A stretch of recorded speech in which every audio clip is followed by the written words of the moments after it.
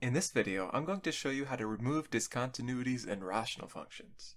So here we want to find the value for c such that the rational function f of x, which is equal to this rational expression x squared plus 4x plus 3 all over x plus 1 if x is not equal to negative 1, whereas it's equal to c if x is equal to negative 1, we want to find the value for c such that that rational function f of x is continuous at x equals negative 1.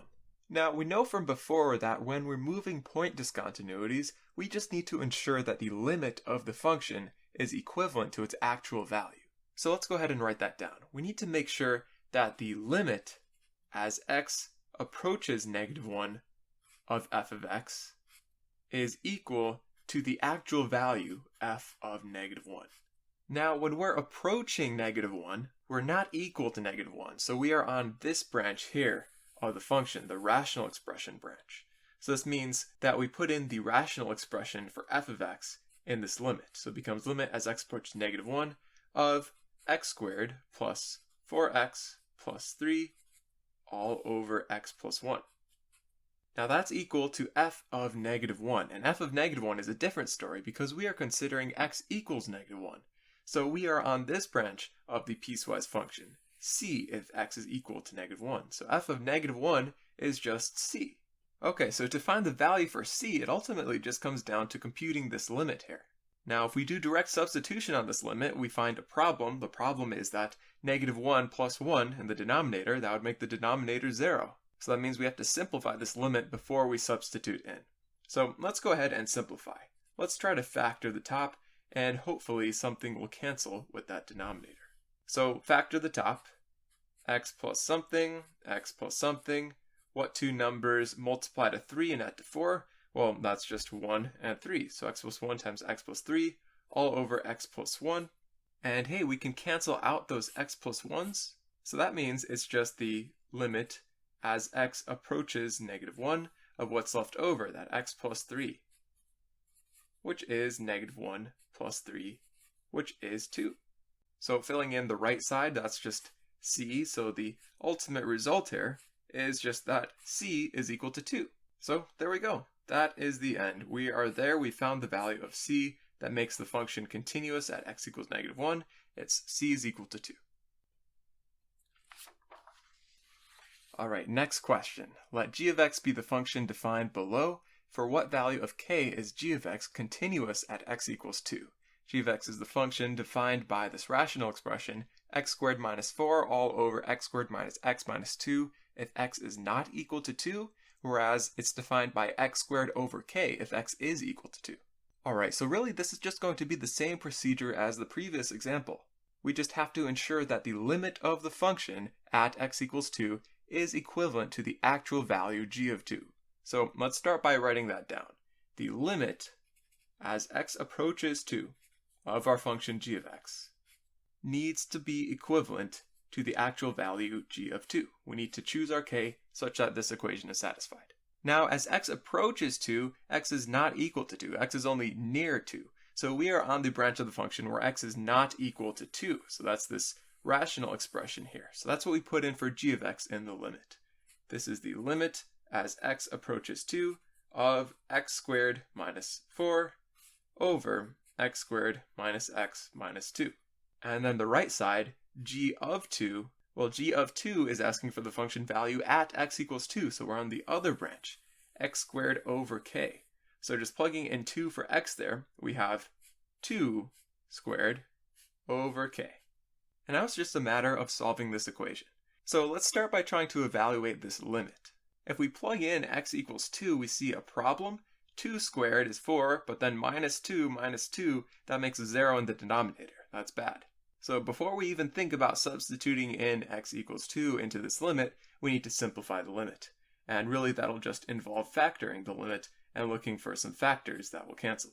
So x squared minus 4, that's just a difference of squares, x plus 2 and x minus 2.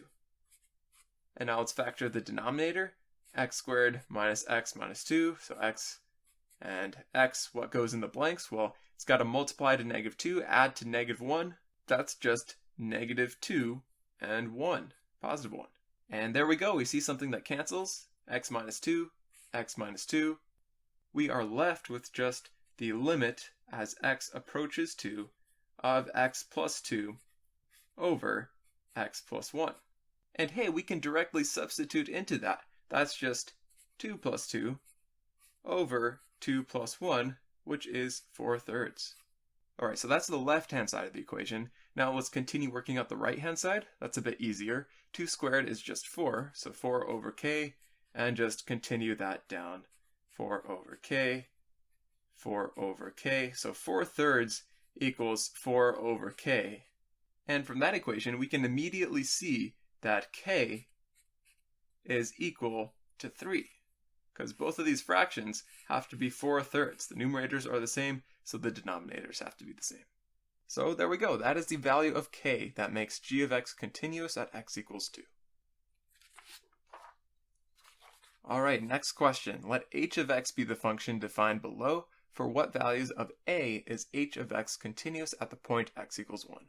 H of x is defined by this rational expression x minus 1 over ax squared minus a if x is not equal to 1, whereas it's defined by ae to the x minus 1 if x is equal to 1. Okay, so this function looks a bit more complicated because this constant a is baked into both pieces of the function.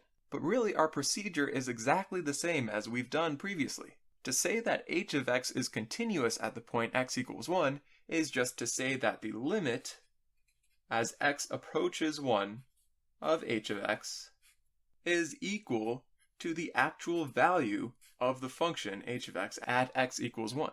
Okay, so let's just jump right into it. What is this limit as x approaches 1 of h of x? Well, in the limit, x is approaching 1, which means it's near 1 but not equal to 1, and that means we are on this top branch of the function, x is not equal to 1.